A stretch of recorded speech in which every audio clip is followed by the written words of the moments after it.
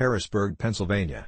Thursday is deadline day in Pennsylvania's high-stakes gerrymandering case for Democratic Governor Tom Wolf and others to submit maps of new congressional district boundaries that they want the state Supreme Court to adopt for this year's election. The midnight deadline gives justices 4 more days to impose new boundaries, under a timeline the divided court set to keep May's primary election on schedule. Pennsylvania's congressional map is widely viewed as among the nation's most gerrymandered.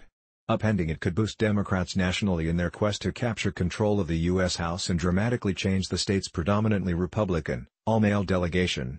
Meanwhile, sitting congressmen, dozens of would-be candidates and millions of voters could find themselves in different districts. Republican lawmakers say they will swiftly ask federal judges to block a new map, and contend that the Democratic majority court had no power to invalidate the congressional boundaries or draw new ones. Wolf and several other parties, including the registered Democratic voters who sued to invalidate the map, can each submit as many suggested maps as they like. The court will be advised by Stanford University law professor Nathan Persily, who has assisted judges drawing districts in North Carolina, New York, Connecticut, Georgia, and Maryland.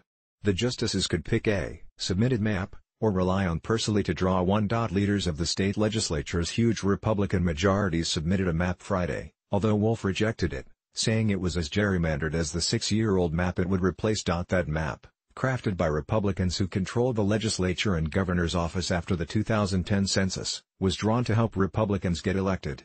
They succeeded. Republicans won 13 of 18 seats in 3 straight elections, even though Pennsylvania's statewide elections are often closely divided and registered Democratic voters outnumber Republicans. In drawing it, Republicans broke decades of precedent and created bizarrely shaped districts in what Franklin and Marshall College political scientist G. Terry Madonna called the worst gerrymander in modern Pennsylvania history.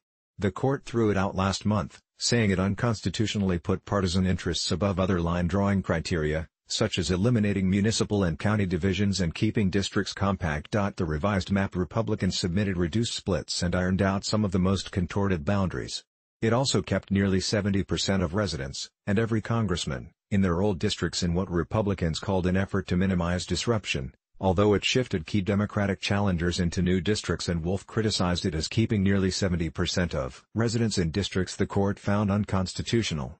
The court gave no direction to protect incumbent lawmakers or to keep previous districts largely intact. Meanwhile, the NAACP wrote to Wolf and top lawmakers last week to warn against redrawing 2 Philadelphia-based districts to disenfranchise the vast and robust communities of color.